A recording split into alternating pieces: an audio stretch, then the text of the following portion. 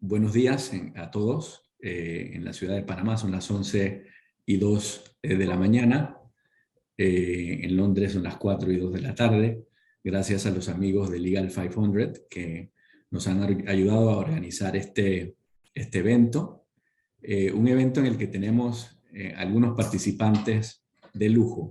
Y quiero ahora hablar de ellos, pero no sin antes agradecerles a todos por la presencia y por su interés en participar en este evento, en el que estaremos hablando un tema de sumo interés, sobre todo en la coyuntura actual en la que nos encontramos. Estaremos hablando sobre cómo escoger en una transacción entre una venta de activos o una venta de acciones, sobre todo en momentos en que el tema de transacciones se ha visto afectado por las situaciones derivadas de la pandemia y otros aspectos mundiales. ¿Cómo decidir a nivel de empresa entre escoger una u otra opción? Dependerá de una serie de factores.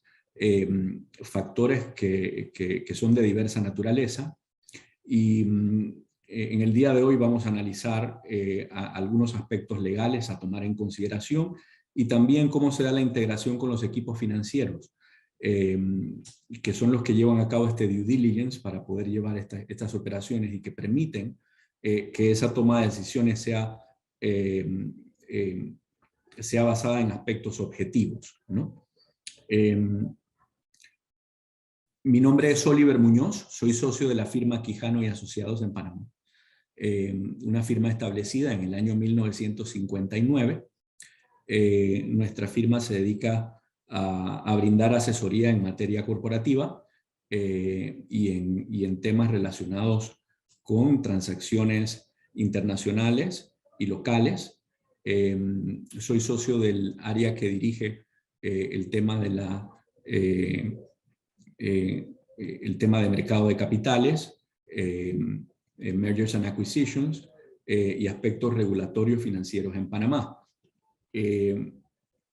Me acompaña el licenciado Luis Miguel Roger, quien es asociado de nuestro despacho, quien cuenta con más de 10 años de experiencia en temas de negociación internacional, de transacciones que involucran compraventas, contratos complejos de financiaciones locales e internacionales, contratos de distribución. Luis Miguel también tuvo un paso por el Ministerio de Comercio, siendo líder del gabinete hace algunos años del Ministerio de Comercio e Industrias, en donde pudo obtener una gran experiencia en temas de empresas multinacionales y todo lo relacionado con el establecimiento de este tipo de empresas y los regímenes económicos que rigen y legales que rigen a estas empresas. Luis Miguel es abogado graduado en la Universidad Santa María la Antigua de Panamá y cuenta con un máster en Derecho de los Negocios Internacionales de la Universidad de Georgetown. Para mí también es un placer enorme presentarles a dos miembros del equipo de EY basados en Panamá, que debo decir que son dos personas que es un lujo tenerlas en este evento, como lo manifesté anteriormente. Empiezo con las damas. Ana es colega, abogada, graduada de la Universidad de Panamá, colega de nuestra misma alma mater. Tiene más de 15 años de experiencia en el ámbito del derecho corporativo, comercial y laboral. Previo a su llegada a EY Law Panamá, laboró en empresas multinacionales en Panamá, y desde su llegada a EY Law ha participado en una pluralidad de proyectos que conllevan reestructuraciones corporativas, asesoría a clientes en importantes transacciones de adquisiciones multinacionales y también ha participado en el análisis de normas relacionadas con el blanqueo de capitales y el financiamiento del terrorismo en Panamá. Ana cuenta con un diplomado en Administración y Desarrollo de Recursos Humanos de la Universidad de Louisville y un posgrado en marcas de Derecho de Autor y Competencia del Instituto de Derecho Industrial de la Universidad de Santiago de Compostela. Por último, quiero presentarles a Pablo Bonsangue.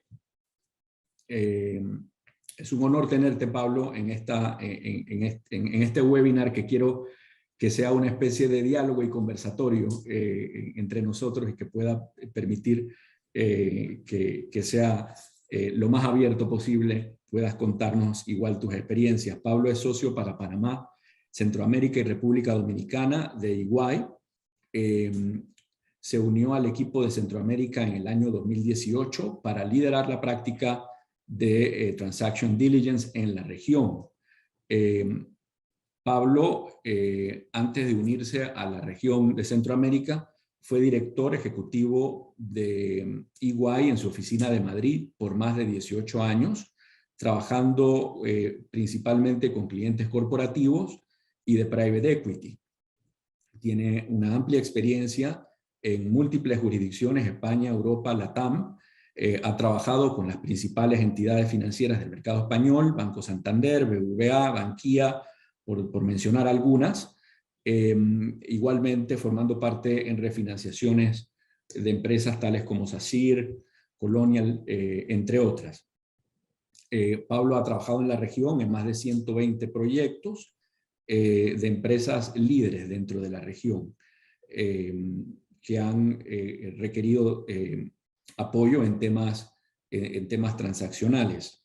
Pablo cuenta con un máster en auditoría financiera de la Universidad Autónoma de Madrid y un Executive MBA de el ESADE Business School. Es contador. Es bueno tener a un no abogado en este webinar. Pablo es contador público por la Universidad Nacional de Cuyo en Argentina. Y nuevamente agradezco a los miembros del equipo de EY, Luis Miguel, por su participación en este evento y esperemos que sea de interés y de provecho para todos los que se nos han unido a lo largo de la región. Quiero hacer una breve mención de lo que sería la agenda como la tenemos contemplada para este evento. En primer lugar, vamos a tener una breve presentación por parte de Luis Miguel, quien nos va a hablar sobre los aspectos generales del M&A, perspectivas generales en relación con la compra de activos o compra de acciones equity y cómo se están viendo las tendencias en nuestra región. Luego vamos a darle la palabra a Pablo y vamos a interactuar con él. Vamos a tener una charla en donde pretendemos lograr que nos cuente un poco sobre su experiencia en cuanto a cómo es el proceso de integración de los equipos financieros y legales en una transacción de M&A. Seguido de ello tendremos la participación de Ana Clement, quien nos contará un poco sobre algunas experiencias, ejemplos prácticos,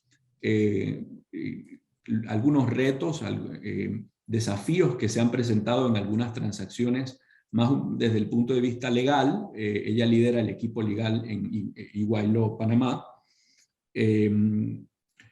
Y básicamente al final cerraremos con una etapa de preguntas y respuestas en donde estaremos abiertos a atender cualquier interrogante o inquietud que pueda surgirle a los participantes. Sin más, le voy a ceder la palabra a Luis Miguel para que nos haga una breve presentación sobre el tema de nuestra charla. de nuestro... Perfecto, bueno, muchas gracias, licenciado. Buenos días a todos, buenas tardes, buenas noches, donde sea que nos estén escuchando y viendo. Como entendemos que la mayoría de la audiencia está familiarizada con el término M&A y los conceptos básicos, vamos a repasar pues, aspectos generales rápidamente para entrar en materia, ¿no? Como sabemos, los M&A o las fusiones y adquisiciones es la compra, en el caso de la adquisición, la compra de una empresa por parte de otra, o la unión de dos empresas que da lugar a una empresa de mayor tamaño, mayores dimensiones, y estas son las formas más comunes utilizadas en la plaza pues, para aumentar competitividad y beneficios. Como mencioné, en las fusiones pues, se integran dos compañías o partes de una, y usualmente una de ellas desaparece. Y en la adquisición, pues la toma de control de activos o acciones de una empresa por parte de otra empresa, donde pues se adquirirán activos, acciones o un paquete de control. Podemos decir que es la compraventa de acciones o activos entre dos compañías, donde una de ellas, o ambas, disculpen, ambas van a conservar su personalidad jurídica y van a seguir pues luego de la transacción.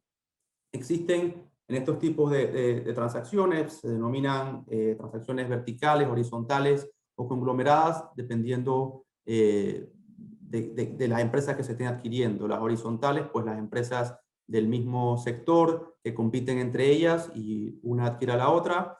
Las verticales, cuando son empresas del mismo sector, pero no compiten en el mismo campo productivo. Y las conglomeradas, pues cuando son empresas de distintos rubros que no comparten el mismo sector productivo. ¿Y por qué una empresa puede optar por hacer una de estas dos operaciones, por decidir hacer una fusión, una adquisición? Pues hay varias razones resumidas en dos. Nosotros hemos resumido en dos razones económicas, pues obviamente, y producto de situación como la que vivimos hoy en día, en algunas empresas se ven comprometidas financieramente y pues buscan este tipo de alternativas. También está para reducción de costos, nuevos talentos, reducción de equipos directivos y pues uno de los más importantes aspectos es el poder de mercado, ¿no? Poder adquirir a tu competencia, ganar más espacio en la plaza y pues otra de las razones importantes en el mercado cuando quieres plantar bandera en otra jurisdicción, quieres explorar en otros países y una de las formas de hacerlo es adquiriendo a una empresa similar a la vuestra en la jurisdicción que se determine después de ese proceso de estudio que vamos a ver más adelante. ¿Cómo es el proceso de M&A? Bueno, la verdad que nosotros, pues, y estoy seguro que el equipo de EY también va a variar mucho dependiendo de la naturaleza, de la magnitud de la operación. Puede durar meses o puede durar hasta años que se culmine la integración de las dos empresas. Estas operaciones usualmente exigen pues, que se involucren equipos multidisciplinarios, equipos comerciales, financieros, tributarios, legales, para pues plantear la estrategia, armarla y llevarla adelante. Se debe pues obviamente definir el objetivo de lo que se quiere, cuál es el propósito de esta fusión, de esta adquisición, cuáles son los criterios de selección de esas posibles empresas que se han visto, cuáles son las compañías preseleccionadas. Todo ese proceso de pensamiento se debe llevar antes de la transacción y pues una vez haya escogido el target company, pues se procede a enviar lo que conocemos como el LOI y el Letter of Intent, donde básicamente se plantean unas ofertas no vinculantes y unas directrices de lo que se quiere pues, llevar adelante. En caso de que sea aceptado esa propuesta, ese LOI, empieza el intercambio de información, lógicamente habiendo suscrito los acuerdos de confidencialidad correspondientes, y da inicio a una etapa medular que yo sé que Ana va a mencionar más adelante, que es la debida diligencia o el due diligence, que pues, es la radiografía, es la evaluación profunda de la empresa, de lo que hay, de lo que no hay, de lo bueno, de lo malo, de lo que se puede corregir, de lo que no se puede corregir. Y partiendo de ese informe, pues podremos conocer si la estrategia que se planteó, el objetivo que se planteó es viable o no es viable. Como mencionará Ana más adelante, pues los due diligence, solo por mencionar un ejemplo, dentro de una firma de abogados, involucrarás a tus equipos de litigios, de propiedad intelectual, de seguros, corporativos, comerciales, de propiedades, toda vez que pues, analizarán un sinnúmero de elementos que serán provistos por la compañía que se quiera adquirir. Por eso mencionaba anteriormente que el proceso y la complejidad que lleve esta transacción pues dependerá de qué tan grande o qué tan pequeña sea la compañía por adquirir. Una vez entregado ese reporte, ese due diligence, podremos saber si la estrategia de comprar acciones o comprar activos es viable con base en lo que se había previsto anteriormente, y ahí pues tocará entonces analizar un poco los aspectos más relevantes de esa compra, en la compra de activos o en la compra de acciones. Uno de ellos pues es la responsabilidad que adquiere el comprador. En una venta de acciones, pues todos los activos y pasivos del target company permanecen en la empresa y la empresa adquiriente estará pues asumiendo todo tipo de activos, pero a la vez de pasivos. En muchos casos se le solicita al vendedor que pues dé un indemnity por un cierto periodo de tiempo en caso que surjan algunas contingencias no previstas. A diferencia de la venta de activos, que te permite pues seleccionar o elegir los activos que vas a adquirir, y los pasivos pues que asumirás o no, dependiendo de la transacción que estés llevando adelante. Otro aspecto muy, muy importante son los trabajadores de la compañía, ya sea una compañía grande, una compañía mediana, pequeña, pues siempre lo que se busca es dejar a los trabajadores en la mejor posición posible, y como dije anteriormente, en la compra de acciones, los trabajadores seguirán formando parte de la empresa, a menos que dentro de la negociación pues, se le solicita al vendedor liquidar a los trabajadores o ver qué tipo de sustitución patronal se lleva adelante. Así que esto es un aspecto muy importante a tomar en cuenta en las negociaciones. Por otro lado, en la venta de activos, no tienes la obligación como comprador de mantener a los trabajadores, pero en algunos casos hemos visto que se le pide a ese comprador, el vendedor le solicita que le ofrezca una oferta laboral similar a algunos de sus trabajadores, así pues se evita un despido justificado o una serie de problemas que puede acarrear eso para el vendedor. La complejidad, esto para mí es muy importante.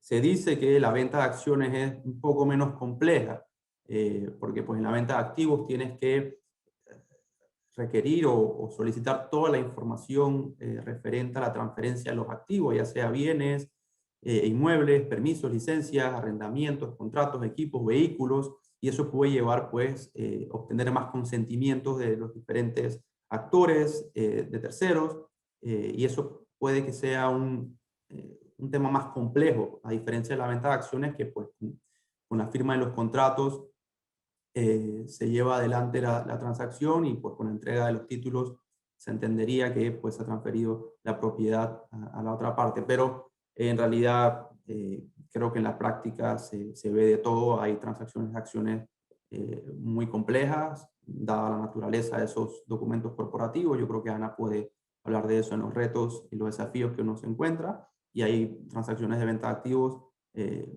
pues que también son relativamente sencillas, que se pueden llevar adelante sin mayor complejidad.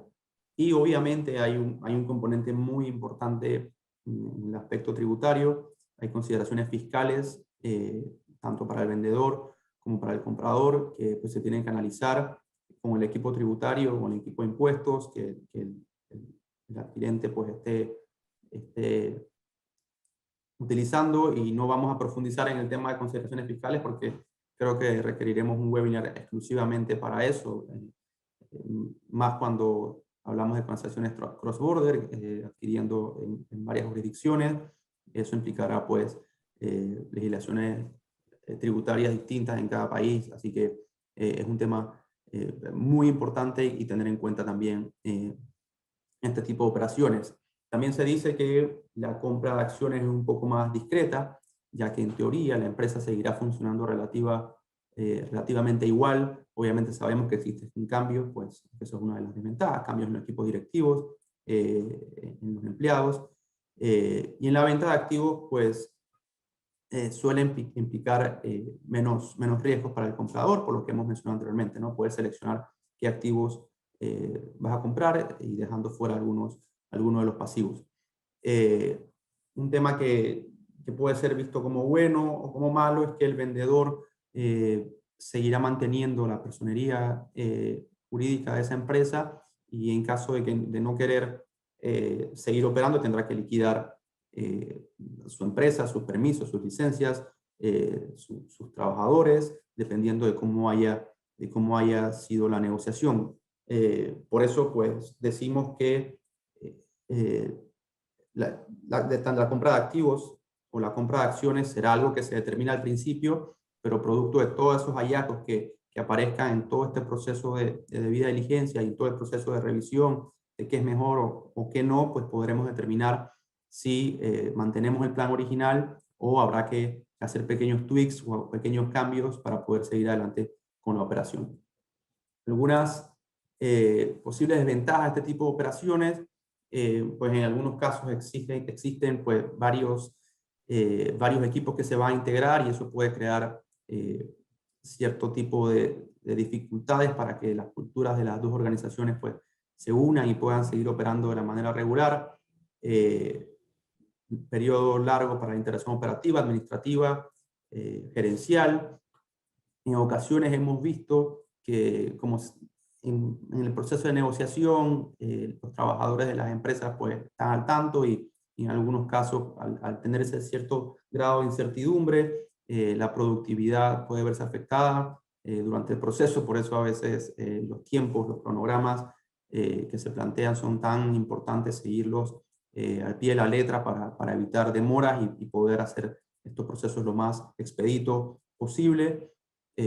Como mencionaba, si el due diligence no está hecho correctamente, pues contingencias futuras pueden aparecer, y esto puede pues, causar grandes problemas para la persona que está adquiriendo. Y como mencionaba, pues hay una pérdida en algunas ocasiones de talentos, de empleados importantes para ambas organizaciones.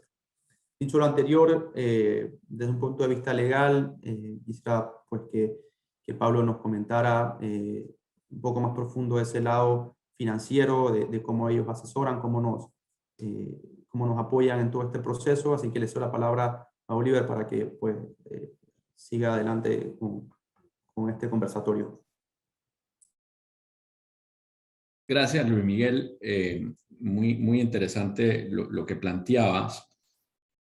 Ya estamos empezando a recibir algunas preguntas, y le extendemos una invitación a los participantes a escribirnos sus preguntas con toda confianza.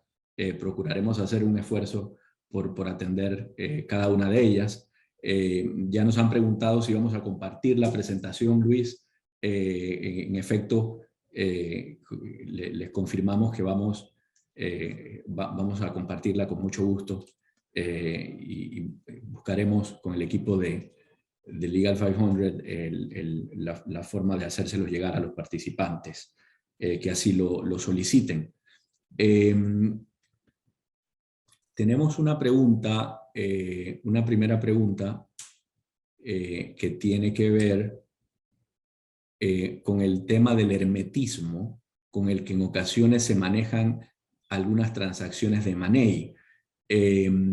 Y sobre el tema me gustaría, Pablo, que nos contaras un poco sobre tu experiencia y las razones que van detrás de esto. Claro, bueno, primero que nada, muchísimas gracias Luis y Olivier por habernos invitado a participar. Es realmente un placer poder estar con vosotros en el webinar, y esperando que podamos transmitir nuestras experiencias y sean de mucha utilidad para los participantes. Con relación a la pregunta que habla del hermetismo en las transacciones, hay que pensar, digamos, que una una transacción es una decisión estratégica para una compañía y genera siempre incertidumbre, ¿no? Digamos, no nos vayamos al caso extremo de una empresa cotizada, que cualquier información que se pudiese filtrar sobre, digamos, una transacción, pues va a afectar el valor de la acción. Si no, ya vámonos a una empresa más pequeña que pues, a los empleados les va a generar incertidumbre, porque al final es toda negociación en curso hasta que no se sepa cuál va a ser la conclusión, genera preguntas, y podría afectar el curso normal de ejecución del negocio, ¿no? Entonces, pues sí, digamos, es necesario guardar la confidencialidad en estos procesos de negociación, hacerlos con cuidado. Nosotros siempre recomendamos a nuestros clientes pues dejarlo en manos de profesionales, ¿no? De gente con experiencia en transacciones, para que las negociaciones, la firma de los acuerdos, se lleven de la mejor manera, más eficiente, más rápida y con total discreción, ¿no? Luego, las comunicaciones de los cierres, pues eso va dependiendo de cada país, de cada empresa. Hay países que exigen que se publiquen los cierres, como puede ser España, digamos, donde hay un control exhaustivo de todas las transacciones, y otros países donde, digamos, solamente se le exige a determinadas empresas, como puede ser el caso de Panamá. Cualquier empresa, digamos, que cotice en la Bolsa de Panamá o haya emitido bonos, pues sí tiene la obligación de informarlas, mientras que otras empresas, pues no es obligatorio que lo hagan, ¿no? Gracias, Pablo. Y ampliando un poquito sobre lo que comentabas, por la experiencia que hemos tenido viendo algunas transacciones que involucran empresas cotizadas, en efecto es importante asesorarse muy bien respecto a las normas regulatorias que rigen la forma como se deben emitir estos comunicados, ¿no? Algunos países tienen disposiciones específicas respecto al formato y a cómo se debe difundir estos comunicados de prensa, ¿no? En el caso de Panamá existen acuerdos aprobados por la Superintendencia del Mercado de Valores que rigen específicamente la materia de los comunicados de hecho de importancia o de hechos relevantes, como se le denomina. Y esto pues es tomado de otras jurisdicciones, como bien lo has mencionado, como la jurisdicción, como España, incluso Estados Unidos. Nos ha tocado participar en transacciones donde hay sociedades cotizadas en Panamá y hay otras participantes que cotizan en mercados en el extranjero. Entonces, toca a los asesores, a los equipos jurídicos evaluar cómo se debe emitir un comunicado que cumpla con las normativas de cada jurisdicción, ¿no? Entonces, es un tema interesante. Pablo, quería aprovechar y preguntarte, desde el punto de vista de la conformación, digamos, de la realización en la práctica del due diligence. Hay temas que siempre surgen referentes, por ejemplo, a qué se toma en cuenta, ¿no? En ese due diligence financiero, ¿no? Para decidir entre una u otra opción, ¿no? En decidir entre una compra de activos o de acciones desde un punto de vista financiero. ¿Qué factores consideras tú son los principales que se tomarían en cuenta en uno para determinar si se decanta uno por una u otra opción? A mí, no, excelente, digamos, pregunta, y yo creo que siempre digo que, digamos, entre la parte legal y la parte financiera somos vasos comunicantes, ¿no?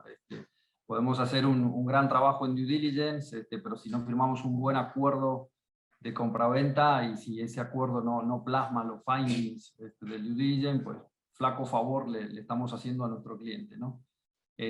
Sería bueno si podemos presentar, Miguel, la slide donde tenías los activos y las acciones, porque quizás esa nos ayude un poquito. Yo no he preparado presentación, así que yo me voy a basar en la tuya.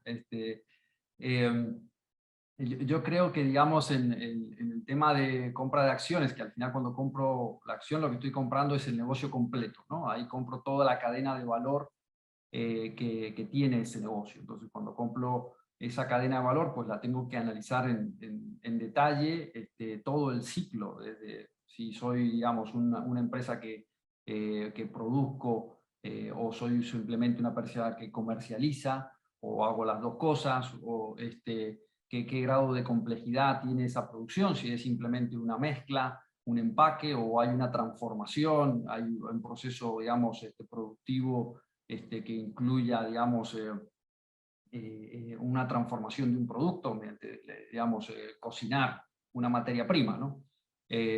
Entonces, oye, siempre que compro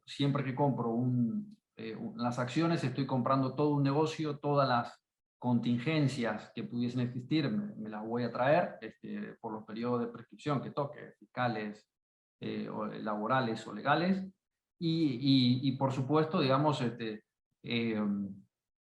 tengo que haberlo analizado y llegar a la conclusión de que puedo asumir ese riesgo, ¿no? En la compra de los activos, pues depende un poco digamos, del tipo de activo. Hay activos que, por decirlo así, no tienen, digamos, una mayor complejidad más que ir a si son registrales como un inmueble, hay un inmueble y comprobar que la propiedad es la que es y el que nos va a vender tiene el título suficiente para poder hacerlo.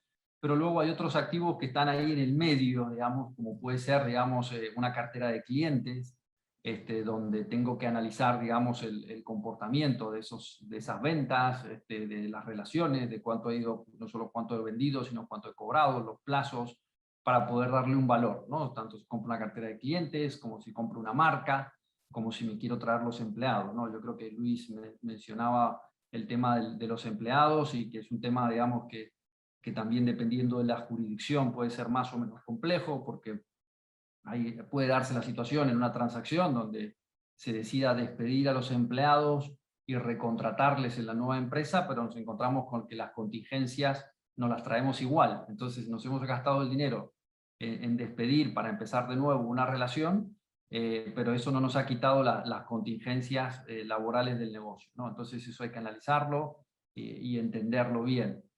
Y digamos, yo creo que el análisis tiene que venir, la respuesta tiene que venir sobre todo de un tema estratégico y, digamos, qué es lo que está buscando el cliente, y luego nosotros, a partir de ese análisis, podemos dar la factibilidad de esa decisión, ¿no? Cuáles son los riesgos y cuáles son las situaciones que tienen sus pros y sus contras, si decidimos, en vez de llevarnos el negocio completo, llevarnos alguna de esas partes, ¿no? Gracias, Pablo. Sin duda, el tema abarca varias aristas, ¿no? Como bien comentabas, todo depende si se trata de un M&A que involucra la adquisición de un negocio, activos tangibles o intangibles. Te escuchaba y pensaba, sobre todo cuando mencionabas la parte laboral, ¿no? La parte laboral es muy importante, sobre todo por la circunstancia en la que nos hemos encontrado en los últimos 2 años con la pandemia, en donde en nuestros países se han adoptado una serie de normas que permiten flexibilizar algunos aspectos laborales de la relación laboral, ¿no? Reducción de jornadas laborales, suspensiones, flexibilizar las normas relativas a las suspensiones laborales, reactivaciones o reintegraciones de empleados.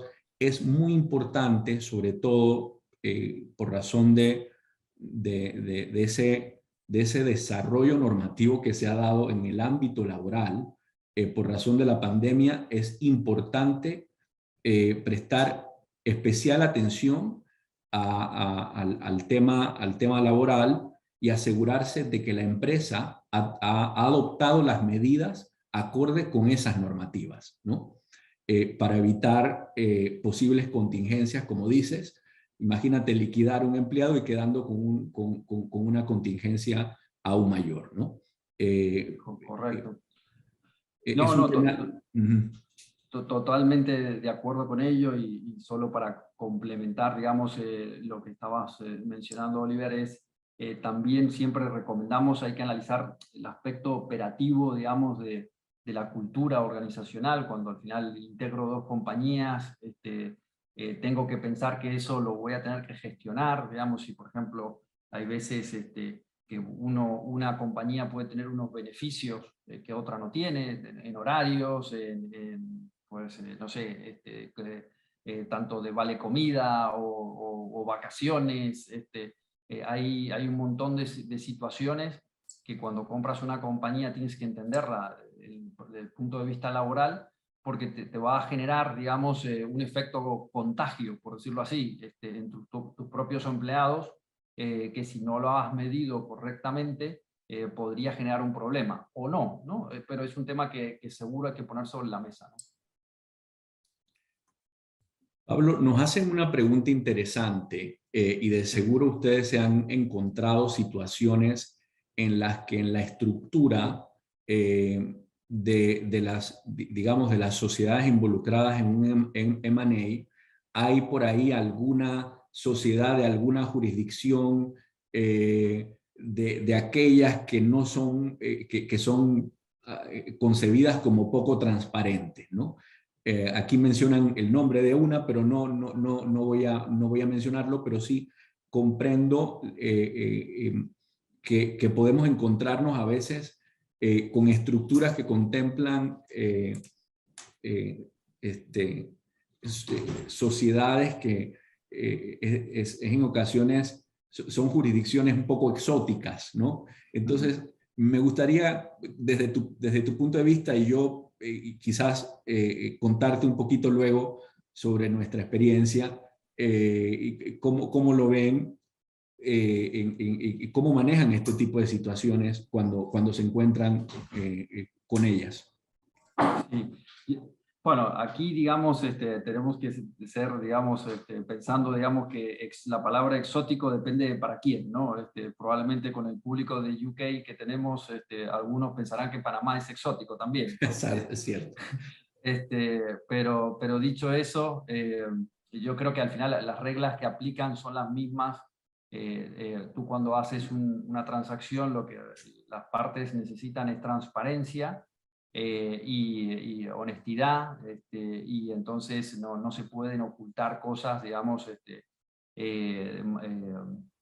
generen dudas entre las partes, porque podría ser un deal breaker, ¿no? Entonces, bueno, cuando se está en un país donde, digamos, por algún motivo fiscal se decide tener una subsidiaria, ¿no? O se realiza, digamos, una actividad que podría generar, digamos, algún tipo de contingencia, pues ahí nuestra recomendación es primero siempre tener abogados, fiscalistas y laborales locales. Siempre es un más, digamos, que se analice gente, que se incluya, digamos, en el análisis, especialistas locales que puedan entender bien, ¿no? Porque al final, si no estamos en ese país y no conocemos su legislación, pues o su problemática, pues estamos asumiendo un riesgo demasiado grande. Y luego hay que entender desde el punto de vista de negocio el motivo de por qué, digamos, este conglomerado ha decidido tener eso, y si yo lo quiero o lo deseo mantener o no me conviene mantenerlo, ¿no? Entonces, y ahí volvemos un poco a la misma casuística de decir, oye, ¿cuál es el nivel, si decido mantener esta estructura, el nivel de contingencias que esto me genera? Y si decido no mantenerlo, ¿cómo lo puedo hacer, ¿no? ¿Cómo tengo que firmar ese contrato? ¿Qué cláusulas tengo que poner para cubrirme de esta potencial contingencia, ¿no? Sí, yo comparto plenamente lo que has mencionado, Pablo, y te comento que en nuestra experiencia hemos tenido situaciones donde hemos tenido alguna jurisdicción que no es muy, digamos, no es muy común verla en estructuras. Eso no necesariamente es un red flag para nosotros, digamos, de antemano. Lo más importante es de que se haga un due diligence en donde haya un full disclosure. Como decías, la transparencia es la clave. En la medida en que uno pueda hacer una revisión, una due diligence, en donde se vea claramente la información corporativa y se pueda corroborar también cualquier información, siempre aún en estas jurisdicciones pequeñas, llamémosle algunas, es posible encontrar abogados que puedan apoyarlo a uno en ese proceso de revisión jurídica si uno tiene alguna inquietud, ¿no?, sobre algún tema puntual. Pero sí nos hemos encontrado en la práctica con este tipo de situaciones y, como dices, no necesariamente es algo que genera una preocupación, más bien es quizás entender, como dices tú, qué ha motivado a este grupo a utilizar una de estas jurisdicciones y uno, cuando ya tiene ese entendimiento claro, pues tomará la decisión de recomendar o no al cliente si se mantiene la estructura en esa jurisdicción o se hace un cambio de jurisdicción. Yo creo que eso es algo interesante. Una cosa que quería preguntarte, Pablo, desde el punto de vista de los equipos financieros, o sea, ¿cómo se concreta y cómo se va en la práctica organizando ese apoyo hacia los equipos legales por parte de los equipos financieros que manejan transacciones? Por ejemplo, ustedes en EY. Sí, claro, no, ahí como decíamos, es imprescindible el diálogo entre los equipos, digamos, que estemos todos al tanto, tanto del entendimiento del negocio como de los findings que van surgiendo, ¿no?, dentro de un due diligence, y por eso, digamos, siempre pedimos esas llamadas semanales de updates, que hay veces que, digamos, se pueden hacer demasiado largas, porque, digamos, son muchos equipos, muchas áreas, ¿no?, pero son tremendamente importantes para esa comunicación, ¿no? Y al final, digamos, oye, pues nosotros las cosas que vamos viendo en una transacción, digamos, como puede ser el mapa de deuda, que hay que entender esa prelación de las deudas, las garantías, el loan to value, todo eso al final se tiene que traducir en el contrato, digamos, cuál va a ser la deuda que se va a pagar, y se va a tener que poner un número, y nosotros necesitamos que entre los equipos financieros, nuestro cliente necesita que entre los equipos financieros y legales, pues el diálogo sea total, ¿no? Lo que hablábamos antes de los empleados, ¿no? La importancia, digamos, de que, oye, todas las cargas sociales se estén pagando correctamente, las prestaciones, y ya sin irnos en aspectos operativos que también pudiesen ser relevantes para el cliente si estamos hablando de una transacción de dimensiones, ¿no? Luego nosotros lo que siempre hacemos o recomendamos es, pues, el control de la tesorería. Aquí, digamos, en las transacciones puede pasar, digamos, que que empecé a hacer un signing hasta que tome el control, por diversos motivos se pueda retrasar, pues es necesario hacer ese seguimiento de la tesorería, cómo se está utilizando, cómo es que las partes, digamos, entre el signing y el closing hagan una correcta utilización de los flujos que genere el negocio, ¿no?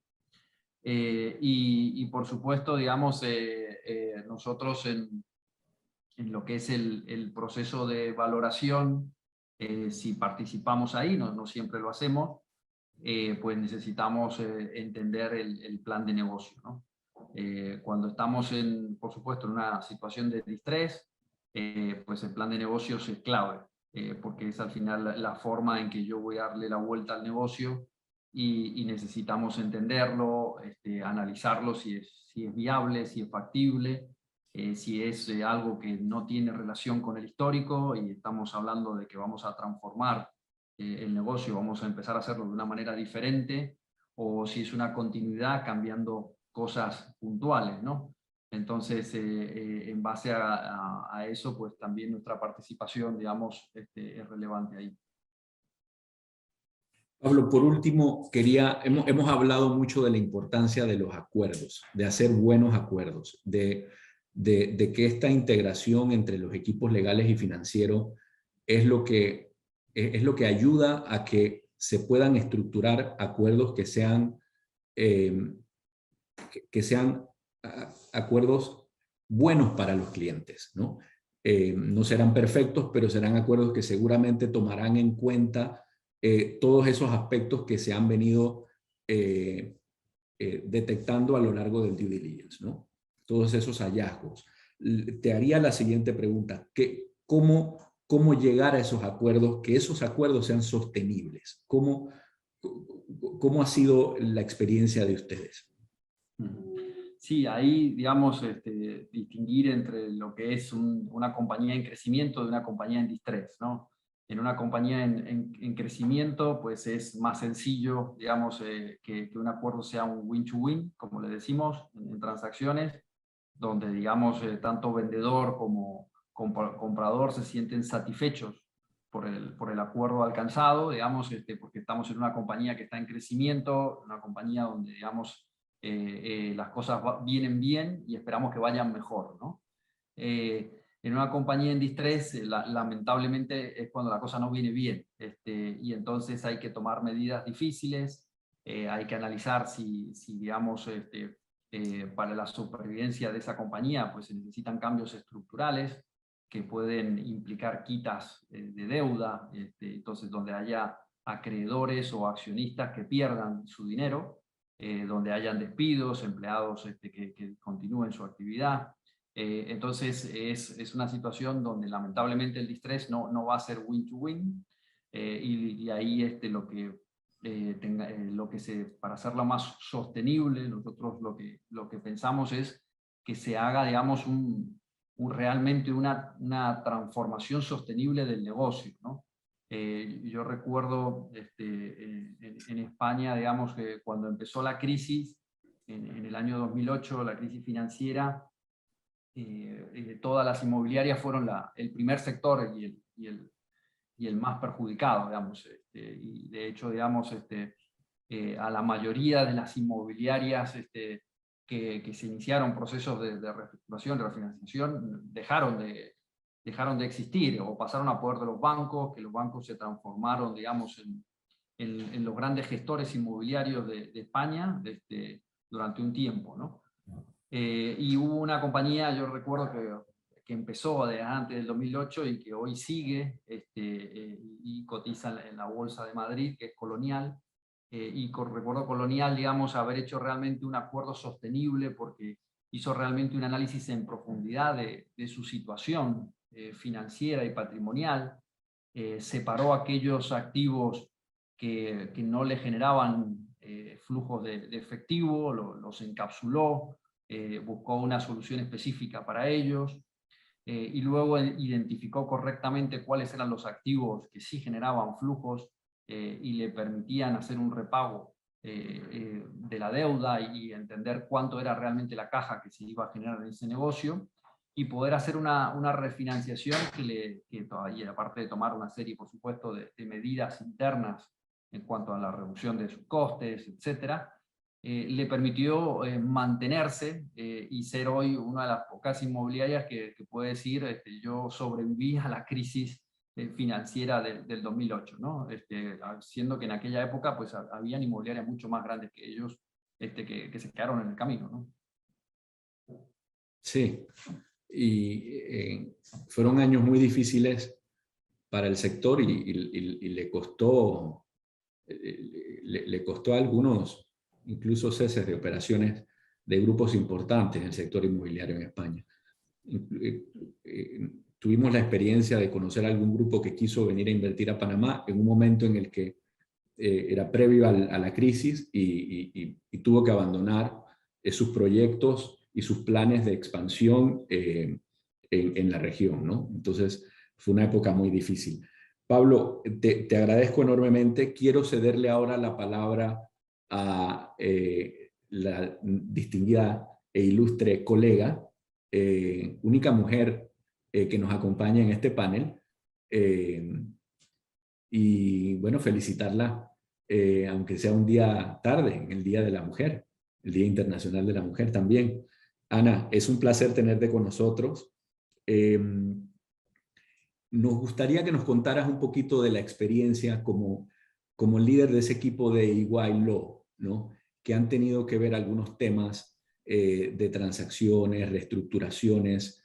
¿Cuáles han sido consideras, los principales retos y desafíos que han tenido ustedes, digamos, en los últimos tiempos? Gracias, Oliver, por las felicitaciones. A Luis y a Pablo por acompañarnos, y a los que han participado, y a Legal 500 también por este tipo de conversatorios enriquecedores para la audiencia. Yo, de lo que les he escuchado a ustedes, Oliver, un poco recapitulo tu pregunta inicial. Partimos de que ciertamente una vez llevamos a la práctica los aspectos legales que hay que considerar, encontramos una serie de retos y desafíos que debemos ir solventando como equipo legal para efectos de que, una vez dada la transacción, pues se dé en debida forma y fondo, sin violaciones a la norma y en el mejor interés del cliente, dependiendo que sea comprador o vendedor a quien uno esté prestando los servicios. Yo pensaría, Oliver, que de lo que conversó previamente Luis Miguel, yo me voy a enfocar un poco en el proceso de debida diligencia, porque es a partir de ese proceso que el comprador y el vendedor, a través de información curada, pueden tomar una decisión debidamente informada. Y a partir de ahí, inclusive hemos tenido la experiencia de que se llevan modificaciones al letter of intent inicial, producto de los hallazgos que se encuentran en la debida diligencia, y como bien ha dicho Pablo, son finalmente esos hallazgos las guías para customizar ese SPA, o para efectos de que esos hallazgos, en la medida que planteen contingencias, sean tomados en consideración en ese contrato, en miras a que salvaguardar los intereses del cliente, ¿no? El proceso de debida diligencia, como Luis Miguel bien lo definió, es un proceso en donde se va a requerir una serie de documentación a efectos de hacer un análisis de la empresa, y encontramos una conveniencia en los procesos de due diligence integrarlo por profesionales multidisciplinarios, porque es precisamente a través de la participación de grupos integrados en donde se da de una manera u otra una triangulación de información que nos permite advertir ciertos temas que de la muestra inicial no necesariamente podríamos advertir. Pasa con regularidad entre los equipos de la línea de tax y la línea de financiero, Oliver, en donde precisamente, ya sea que el equipo legal identifica algo del cual ellos no tendrían visibilidad, o que ellos identifiquen algo del cual el equipo legal no tuviese visibilidad, y a partir de ahí complementar información. El proceso de debida diligencia, creo que también es importante identificar que puede ser una debida diligencia de un red flag, como le llamamos, o un full due diligence, que básicamente es en un red flag solamente hacemos las identificaciones de aquellos temas más relevantes, más prioritarios, sin entrar en un análisis profundo de toda la empresa, mientras que en un full due diligence entramos en un análisis mucho más detallado y una revisión mucho más extensa y amplia de la documentación soporte para efectos de validar los cumplimientos legales del target. Una vez se identifica si va a ser un red flag o un full due diligence, también tenemos que entender el alcance de las materias que se van a dar. Muchas veces está limitado dependiendo de la actividad de la empresa o del interés principal que hayan identificado sea el objeto de la revisión. Y abarcamos desde los temas corporativos, los temas contractuales, los temas regulatorios, los temas de litigios.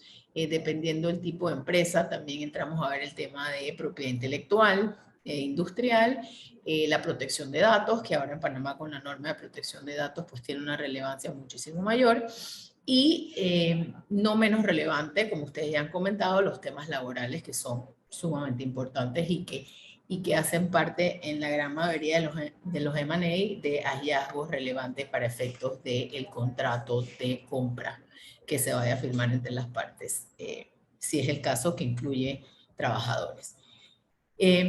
El proceso de debida diligencia también es muy relevante en términos de la información que recabamos. Y aquí es importante el tema de la muestra. ¿Cómo elegimos una muestra? Elegimos una muestra partiendo de un conocimiento del sector al cual se está haciendo la debida diligencia, de la mano con un acompañamiento, tanto del cliente como las personas que asigne el target para esa comunicación. Y aquí creo que también es otro de los retos y desafíos que puedo identificar, es que en la medida en que las partes involucradas sean conocedores de la empresa, podemos realmente enriquecer ese proceso de revisión de documentos, que es lo que nos permite luego hacer un informe preliminar o un informe final. También está el tema de las entrevistas, que va a ser el complemento a la revisión documental con entrevistas a las personas designadas para efectos de complementar la información y entender un poco más la operación de la empresa para efectos de identificar necesidades adicionales para efectos de la transacción. Y luego viene propiamente el tema, ya cuando hemos hecho la revisión de la documentación, las entrevistas con las personas idóneas, el análisis propiamente que nos lleva a los hallazgos. Es importante, una vez uno identifique los hallazgos, hacer una presentación, en algunos casos solo al cliente, en algunos casos acompañado de los representantes del target, para traducir esos hallazgos legales, porque bueno, ustedes saben que nosotros los abogados a veces enredamos más que simplificar. Entonces es importante hacer una presentación que nos permita traducir esos hallazgos y darle la oportunidad tanto al cliente como al target de retroalimentar y muchas veces complementar documentación, ya sea que refuerce el hallazgo porque encontramos reforzada la omisión o el incumplimiento, o porque podamos subsanar. Indudablemente uno de los mayores retos, Oliver, y a todos los que nos acompañan hoy, está precisamente en ese concepto de transparencia que hacía referencia a Pablo.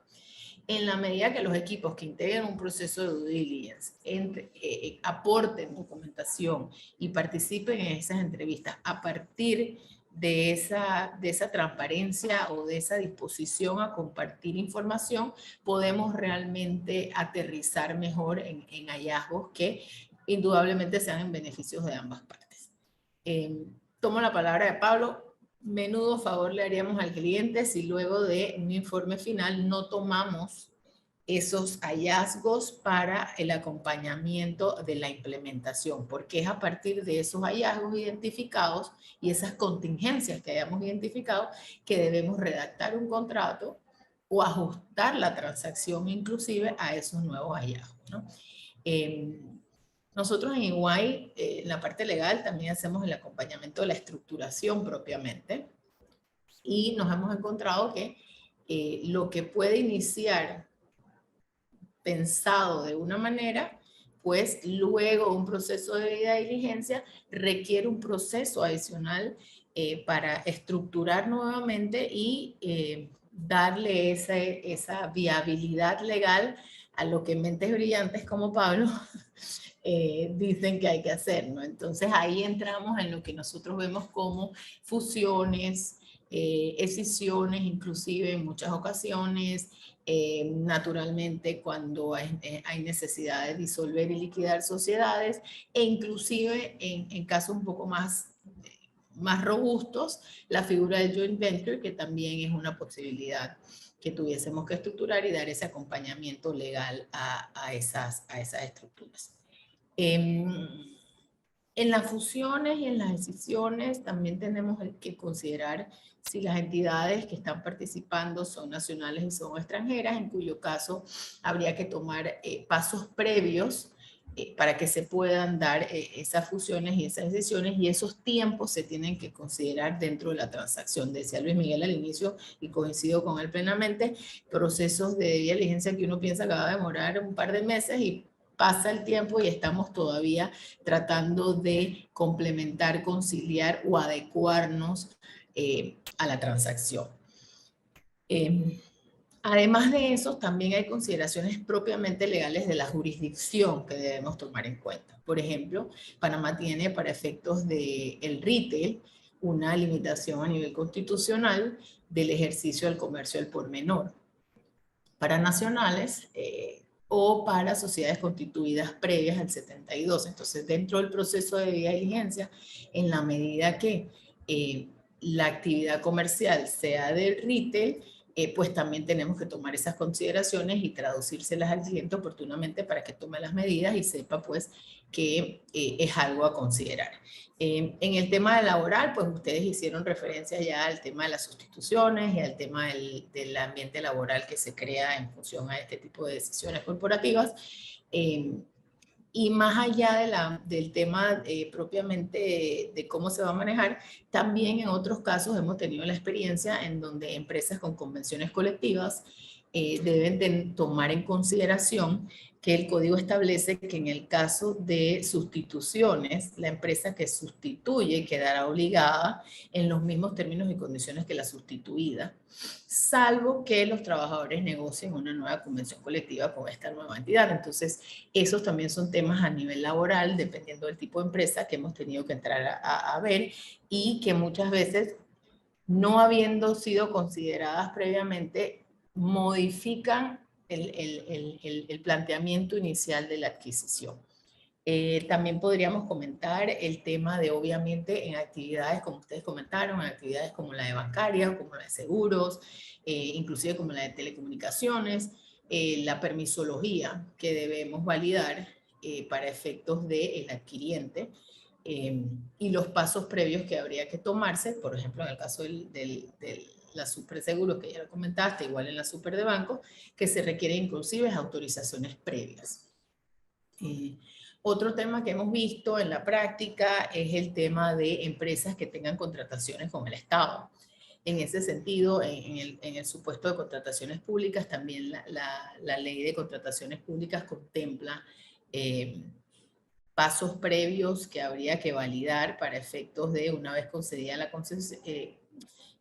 esta contratación y ya debidamente refrendada por Contraloría, el tema de si hay un cambio de contratista, pues también habría que requerir una autorización a la entidad contratante para efectos de esa cesión. Y sin perjuicio de que inclusive si no hay una modificación para efectos del contratista, en el caso de cambio de control también se requiere por normas de contrataciones públicas hacer la notificación sobre estos cambios de controles y beneficiarios finales, que son normas que también revisamos y que hay que tomar en consideración. Hemos visto también el tema de las concentraciones económicas. Las normas panameñas de competencia no contemplan necesariamente como en otras jurisdicciones una aprobación previa. No obstante, sí tenemos una verificación previa voluntaria que hemos dado ese acompañamiento a clientes en donde voluntariamente se acercan a la autoridad competente para que califique la transacción, valide si hay o no una concentración. La autoridad puede dar una autorización parcial o total y pues dependiendo de ello viabilizar o no la totalidad o parcialmente la transacción como estaba inicialmente considerada. Esta verificación previa nuevamente es voluntaria, pero sí garantiza que una vez se haya dado un concepto favorable por parte de la autoridad competente no pueda ser impugnada, obviamente salvo información falsa, en cuyo caso pues no, y en la eventualidad de que no se haga esta verificación previa, pues sí hay un término de hasta 3 años en la que pudiese ser impugnada.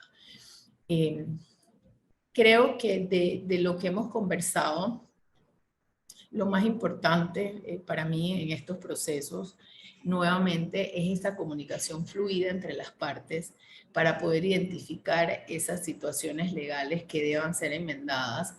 Muchas veces en la parte corporativa, por lo menos Oliver, te comparto y nosotros lo hemos vivido en transacciones que hemos trabajado juntos, la norma panameña siendo muy flexible, nos encontramos muchas veces que no llevan documentado en debida forma, inclusive los registros de acciones. Entonces, es un tema tan básico porque partimos de ahí, de titularidades, en la que pues toca en el caso de si estamos del lado del vendedor, hacerle la referencia, porque eso indudablemente será algo que el comprador advierta y que indudablemente va a requerir que se enmiende, ¿no? Igual lo encontramos en el tema de bienes inmuebles, en donde muchas veces las propiedades tienen restricciones que se tienen que tomar en cuenta y que no necesariamente se tiene identificado o mapeado inicialmente, y que luego de investigaciones en registro público y demás advertimos y que también traemos a la mesa para que se tome en consideración.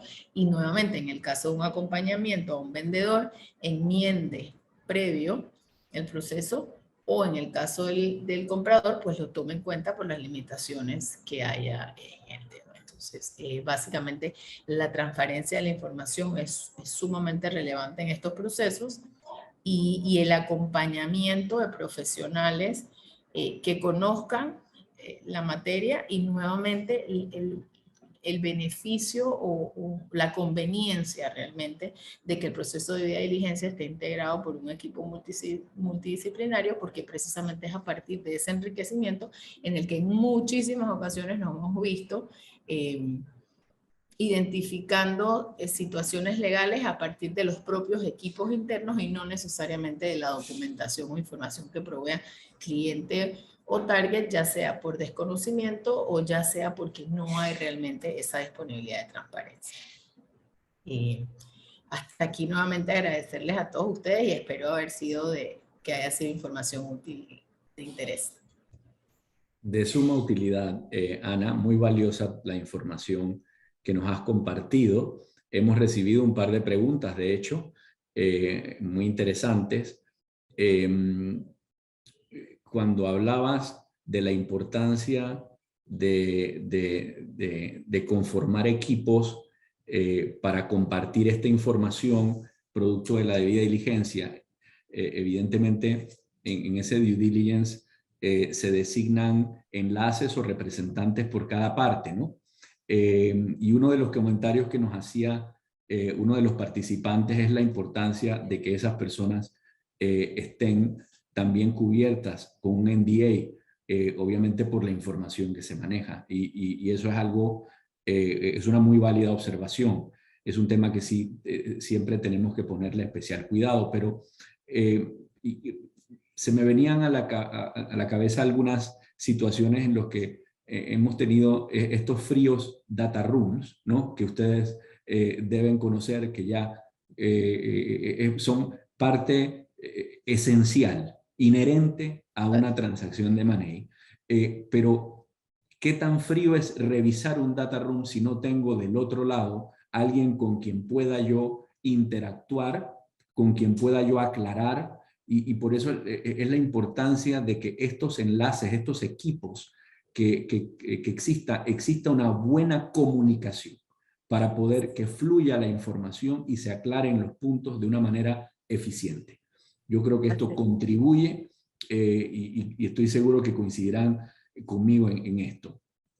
Hay otra pregunta muy interesante que creo, Luis Miguel, que tú nos puedes comentar. La pregunta dice así: en caso de riesgos o red flags, temas laborales o fiscales, etcétera, que puedan detener el negocio o la transacción, así como el cambio de la estructura del negocio, y si aún así se quiere continuar con el negocio, ¿qué recomendaciones, ya sea desde el punto de vista del agreement, del contrato, un indemnity o algún liability especial o algo, cómo lo trabajan en las jurisdicciones donde ejercen o trabajan ustedes este tipo de situaciones? Yo creo que ya nos hemos encontrado con situaciones como esa y me gustaría, Luis Miguel, después, Ana, también si quieres comentar algo sobre el tema. Luis Miguel, te cedo la palabra. Sí, yo pues, gracias por la pregunta, creo que es muy importante y en efecto nos hemos encontrado muchas veces pues algunos temas que definitivamente pueden poner en peligro la transacción o que hay que advertirle al cliente. Ana mencionó uno ahorita, pues en el tema corporativo, per se, algo tan sencillo como los títulos de acciones de las compañías que se están adquiriendo o de la compañía que se está adquiriendo. Al menos en Panamá eso es fundamental tenerlo en orden, pues eso va a demostrar la titularidad del dueño de la empresa, y nos hemos encontrado que pues recibimos los documentos corporativos y desafortunadamente pues están en un desorden importante, con omisiones o con falta de títulos, que pues nos toca pues, advertirle al cliente y solicitar, en caso de que nosotros seamos los compradores a quien estemos asesorando, solicitar que el vendedor subsane, de ser posible, todo ese tipo de incongruencias, y en caso de que el vendedor no quiera, pues plantear todas las posibles contingencias futuras que eso puede generar en caso de que se siga con la transacción. También hemos visto en estos procesos, yo creo que ahí ya puede comentar un poco más, una contingencia fiscal de un proceso sancionatorio ante la autoridad tributaria panameña que estaba en curso. Pues se previó en el documento que se suscribió una cantidad de tiempo y una cantidad de fondos que iban a cubrir en caso de que ese proceso sancionatorio de la autoridad tributaria pues viniera en contra de la empresa que se estaba adquiriendo. Así que sí, en efecto, aquí también la pregunta creo que dice que si nuestra jurisdicción también se hace ese tipo de negociaciones o de arreglos, la respuesta es que sí, y en ocasiones pues se le advierte a los clientes de lo que se puede, de lo que se tiene y de lo que se debe corregir, pero al final pues el cliente decidirá pues si continúa o no, o si quiere incluir algunas provisiones como la que he mencionado en ese documento. No sé si quiera... Pablo, sí, eso es lo que... Adelante, Pablo. Yo que lo que quería agregar, digamos, un poco cuando hacemos los procesos de due diligence y identificamos los findings, porque al final la realidad es que cuando hacemos el due diligence, pues buenas noticias normalmente no damos. Siempre hacemos para bajar los precios o digamos, para ver los problemas, ¿no? Somos como el mecánico que revisa el coche usado y te dice si hay algún fallo o algo que no esté sonando bien en el motor o alguna pieza, digamos, que está incompleta, ¿no? Entonces, en eso, como muy bien decía Luis Miguel, pues están los mecanismos del contrato, como son los rep and warranties o también los indemnities, y si no, pues tenemos que ser más drásticos si la situación lo amerita, que pueden ser directamente mecanismos de ajustes a precio, o aplazamientos de los precios. Muchas veces hay contingencias que son insalvables, y solamente el paso del tiempo las puede solventar, ¿no? Entonces, oye, pues eso muchas veces genera deal breaker porque el vendedor no está dispuesto a esperar cobrar un dinero de aquí a 3 años o el plazo que sea necesario, pero quizás en otro momento se acepte y sea una forma de poder darle continuidad al deal, asumiendo un riesgo razonable, ¿no? Interesante lo que comentas, Pablo. En eso, evidentemente, el apoyo de los equipos financieros es clave, ¿no? El tema de buscar fórmulas financieras que conlleven, por ejemplo, ajustes en el precio. Es algo que vemos con cierta frecuencia. Y desde el punto de vista legal, cuando ya se ha determinado, por ejemplo, una posible contingencia, siempre existe la posibilidad, por ejemplo, como decía Luis Miguel, hemos visto recientemente algún caso en donde había una real contingencia fiscal y lo que hemos hecho es, a nivel del contrato, establecer que para cubrir esa contingencia se crea por ejemplo, se da la opción de crear un escrow, ¿no? Entonces, son opciones que existen desde el punto de vista legal. Ese escrow tiene una vigencia, digamos, en el tiempo que cubre, digamos, el plazo de prescripción, ¿no? de esa contingencia. Entonces, son mecanismos que tenemos al alcance Y yo creo que se trata de ser creativos, a veces no tanto, porque no me gusta hablar de creatividad en estos temas. Creatividad excesiva no es muy buena, nada en exceso es bueno, pero creo yo que sí existen los mecanismos, existen en nuestra jurisdicción, en toda la región, y los hemos podido ver cómo se utilizan de una manera que es eficiente, ¿no? Y que ayuda a que se cierre el deal, ¿no? Que al final es lo que se quiere, ¿no? Ana, Bueno, ibas a comentar algo.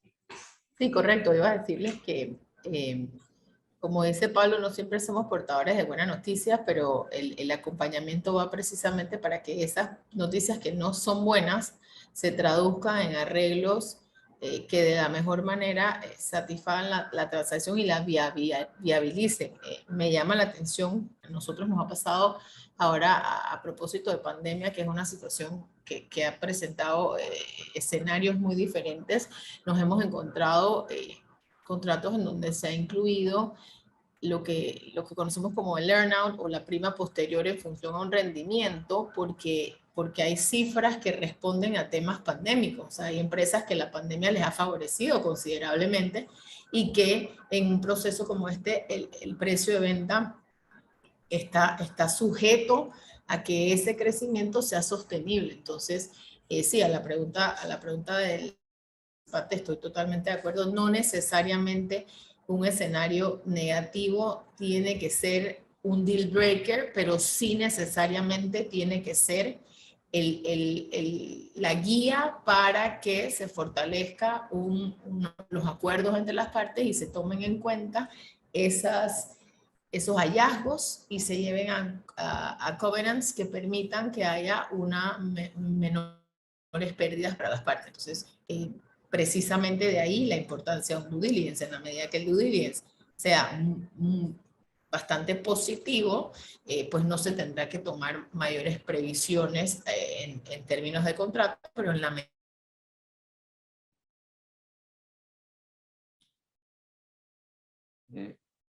no sé si soy yo o Creo que sí hemos perdido sí. a... Sí, hemos perdido No, por un instante, pero intentaremos vale. retomar nuevamente. Gracias.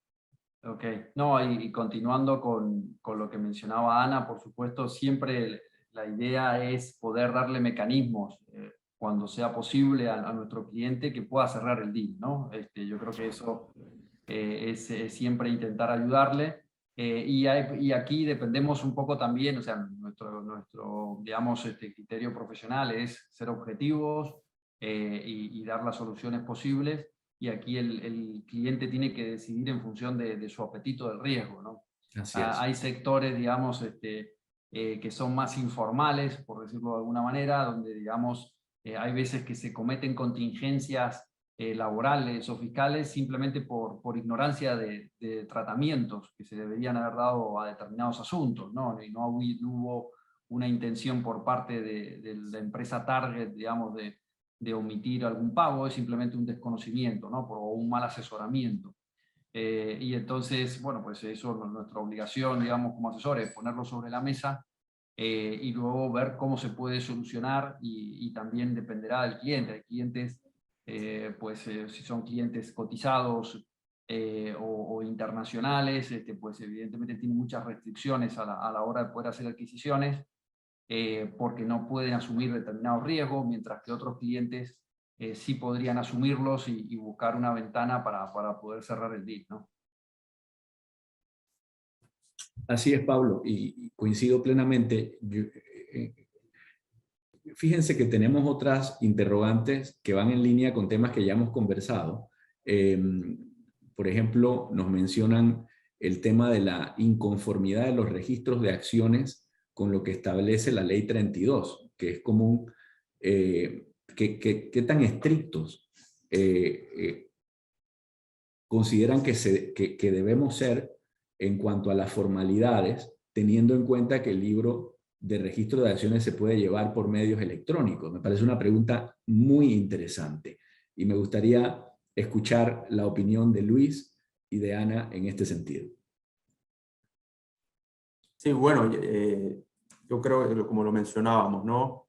Creo que hemos visto de todo, ¿no? Hay los casos afortunados cuando recibimos la documentación en orden, prístina, y pues buenas noticias para nosotros, y pues casos que no está tan en orden, pero hay formas de que el cliente, pues en caso de que sea el vendedor, pueda subsanar, pueda arreglar y pueda remediar esos hallazgos que hemos encontrado. Y en algunos casos, como dice Pablo, pues dependerá un poco del apetito de cuánto riesgo quieran asumir en caso de que esos registros pues no haya forma de subsanarlos, o que el vendedor no quiera subsanarlos.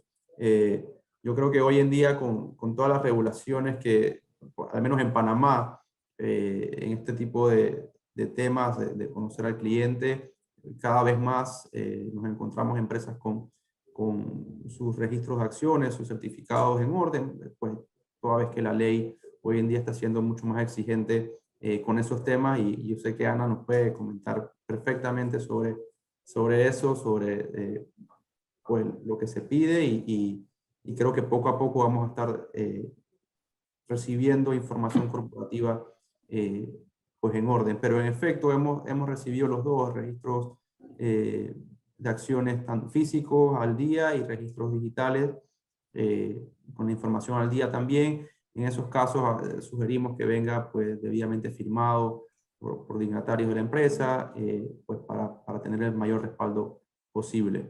No sé, Ana, si quieres ahí profundizar un poco.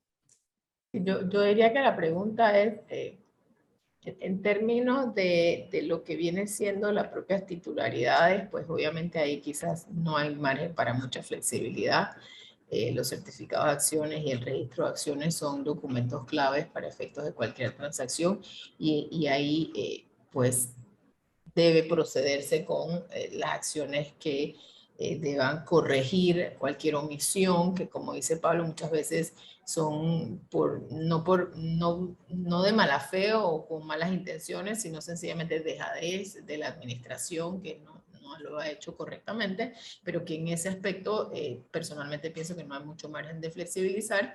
En el caso de las jurisdicciones nuestras, donde tenemos un registro público, una base de datos de registro público sólida, muchas veces podemos subsanar a través de investigación de registro público de aquellos reformas al pacto social, que en un libro de actas en donde en Panamá pues no corre la suerte de otras jurisdicciones como Costa Rica, quizás en donde el tema de las actas tiene una rigurosidad formal mayor, podemos subsanarlo a través de la investigación del registro público, igual con el tema de los poderes, pero siempre está esa anotación o esa bandera en donde le dejamos saber al cliente que ya sea en el caso de vendedor, que en la medida que pueda documentar actas es lo ideal, y en el caso de que sea comprador, pues hacerle saber la limitación en la medida que en el BDR o no haya nada relevante respecto a actas. Yo creo que el tema de corporativo se puede flexibilizar en la medida que no afecte la titularidad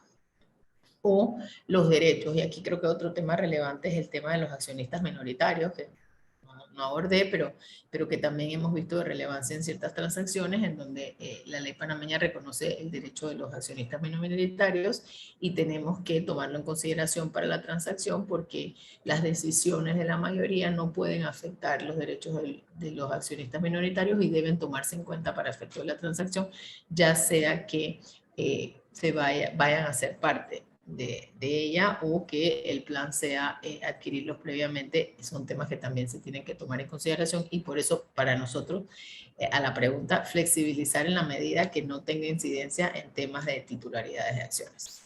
Hay otra pregunta también, Oliver, que me pareció muy interesante ciertamente y que es un enfoque más contractual, y es el tema de la revisión que se hace de los contratos para efectos de las cláusulas de cesiones y las cláusulas de cambio de control. Ciertamente el participante tiene mucha razón, ese es uno de los temas que revisamos y advertimos en la medida que los contratos no puedan ser cedidos, son temas que se tienen que tomar en consideración como parte de la transacción, o en aquellos casos en donde haya una cláusula de control, hacer las notificaciones previas correspondientes. Sí, de acuerdo.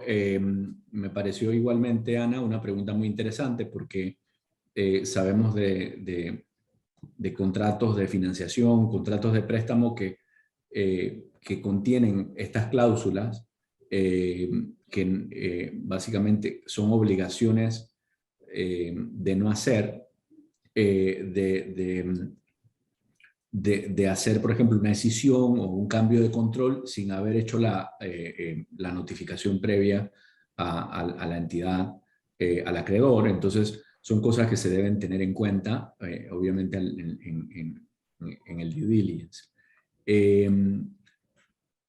Me parece que hemos cubierto en su mayoría las preguntas. Algunas puede que se me haya escapado alguna. Quizás está, Pablo, una que teníamos aquí. ¿Es costumbre en Panamá pagar goodwill payment en transacciones de M&A? Sí, la respuesta sería sí, siempre que, o sea, el goodwill al final es algo matemático que surge, digamos, de una diferencia entre el precio que yo pago y el valor en libros que tengan esos activos. Lo normal es que, bueno, como el precio que yo pago está en función de una valoración que yo hago del negocio, si ese negocio está en crecimiento o hay una expectativa favorable del mismo, lo normal es que surja un goodwill, ¿no? Y ahí lo que hay que hacer, digamos, es intentar alocar ese goodwill hacia, digamos, qué es lo que lo origina, si son una cartera de clientes, un activo intangible como una marca, etcétera, o si simplemente pues he tenido que pagar un sobreprecio del valor del libro por las expectativas que tiene, ¿no? Pero eso es totalmente, es la situación normal dentro de las transacciones en Panamá o en cualquier otra jurisdicción. Perfecto, muchísimas gracias, Pablo. Si acaso hay alguna pregunta que no hayamos podido responder o que se nos haya quedado sin leer, pues vamos a tomar nota de las mismas y vamos a asegurarnos de que lleguen a las personas que la hicieron. Nos parece que ha sido un conversatorio muy productivo y creo que hemos cumplido el objetivo. Les agradezco a todos, porque la palabra webinar no me gustaba tanto como conversatorio o diálogo, ¿no? Y yo creo que eso que yo tenía en mente, que quería que fuese el objetivo, lo hemos logrado. Y eso ha sido gracias a ustedes. Ana, pues primero las damas, agradecerte enormemente por tu participación, por toda la información valiosa que nos has compartido. Pablo, sin palabras, muy agradecido, se queda corto. Y Luis Miguel, también por hacernos esta presentación que nos ha servido de fondo a todos para hablar de este tema tan interesante y que seguro da para más, ¿no? Pero que nos parece que con lo que hemos conversado hemos cubierto pues, el objetivo. Agradecido con Legal 500 por la oportunidad de organizar este evento y agradeciéndole a todos los participantes que nos acompañaron el día de hoy, esperando que los comentarios y las opiniones que hemos brindado hayan sido de su interés. Sin más, me despido de ustedes y que tengan un excelente día.